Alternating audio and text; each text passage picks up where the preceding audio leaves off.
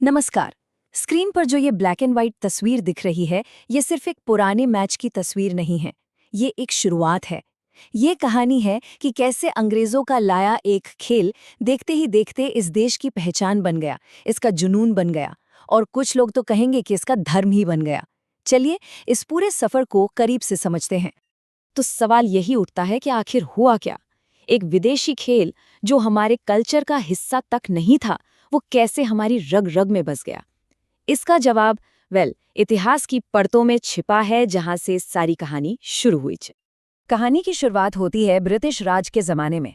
तब क्रिकेट का मैदान भी, जानते हैं, उस वक्त के समाज जैसा ही था, बिल्कुल बटा हुआ। एक ब्लैक एंड व्हाइट दुनिया जहां लकीरें बहुत साफ थीं।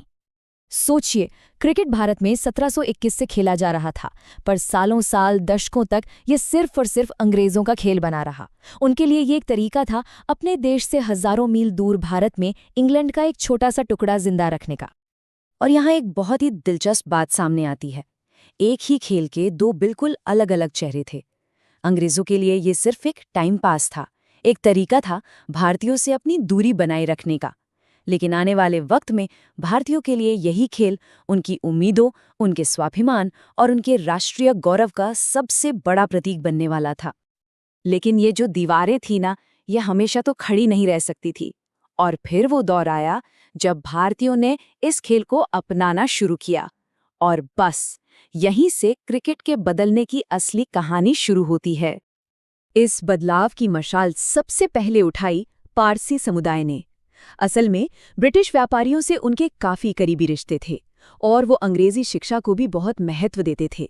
तो उन्होंने क्रिकेट में सिर्फ एक खेल नहीं देखा, उन्होंने इसमें अंग्रेजों के बराबर खड़े होने का एक मौका देखा, सामाजिक बराबरी का एक रास्ता देखा। और फिर आया वो ऐतिहासिक दिन। साल 1848 में बॉम्बे में बना ओरिएंटल क्रिकेट क्लब। ये भारत का पहला क्रिकेट क्लब था जिसे भारतीयों ने बनाया था।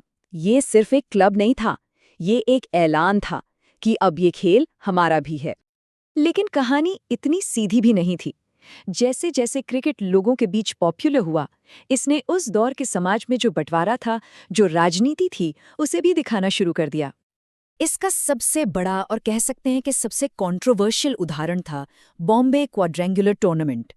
इसमें टीमें धर्म के नाम पर बनती थीं, यूरोपियंस, पारसी, हिंदू और मुस्लिम्स।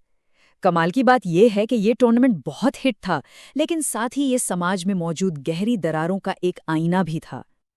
और मजे की बात देखिए, एक तरफ महात्मा गांधी जैसे बड़े नेता इस तरह के टूर्नामेंट के सख्त खिलाफ थे। जाहिर है, धर्म के आधार पर टीमें बनाना उन्हें बिल्कुल पसंद नहीं था। लेकिन दूसरी तरफ वो भी क्रिकेट की असली ताकत को समझते थे। उन्हें यकीन था कि जो खेल आज बांट रहा है, वही खेल एक दिन पूरे देश को एक धागे में पिरो सकता है। और फिर आया साल 1928, एक बहुत बड़ा मील का पत्थर। बीसीसीआई यानी भारतीय क्रिकेट कंट्रोल बोर्ड का गठन हुआ। इसका सीधा सा मतलब था कि अब हमारे क्रिकेट का स्टीयरिंग व्हील हमारे अपने हाथों में था। मैदान पर आज़ादी की तरफ ये एक बहुत बड़ा कदम था। अब तक की कहानी मानो ब्लैक एंड व्हाइट में चल रही थी, लेकिन अब वो लम्हा आने वाला था जो इस पूरी तस्वीर में रंग भरने वाला था। एक ऐसा पल जिसने सब कुछ बदल कर रख दिया।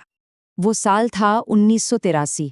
भारतीय क्रिकेट के इतिहास में ये सिर्फ एक साल नहीं, ये एक क्रांति का नाम है। इस एक वर्ल्ड कप जीतने सच पूछे तो भारतीय क्रिकेट को हमेशा के लिए बदल दिया। जो खेल पहले बस बड़े शहरों के अमीर लोगों तक ही सीमित था, वो अचानक से हर गली, हर मोहल्ले का जुनून बन गया। टीवी इस खेल को हर घर के अंदर ले आया और इसने खिलाड़ियों को रातों रात सुपरस्टार बना दिया। ये सिर्फ एक स्पोर्ट्स विक्ट्री नहीं थी, ये एक कमर्शियल धमाका था। 1983 के बाद मीडिया की अटेंशन, स्पॉन्सरशिप से आने वाला पैसा, खिलाड़ियों की सेलिब्रिटी वैल्यू, सब कुछ आसमान छूने लगा। क्रिकेट अब सिर्फ एक खेल नहीं था, ये एक बहुत बड़ी इंडस्ट्री बन चुका था। और इसी नींव पर खड़ा है आज का क्रिकेट। एक ऐसा क्रिकेट जो अब सिर्फ खेल नहीं रहा, बल्कि जैसा कि हम सब जानते हैं, एक धर्म बन चुका है। और इस धर्म का सबसे बड़ा त्योहार क्या है? जाहिर है, आईपीएल। 2008 में जब ये शुरू हुआ तो इसने गेम को फिर से बदल दिया।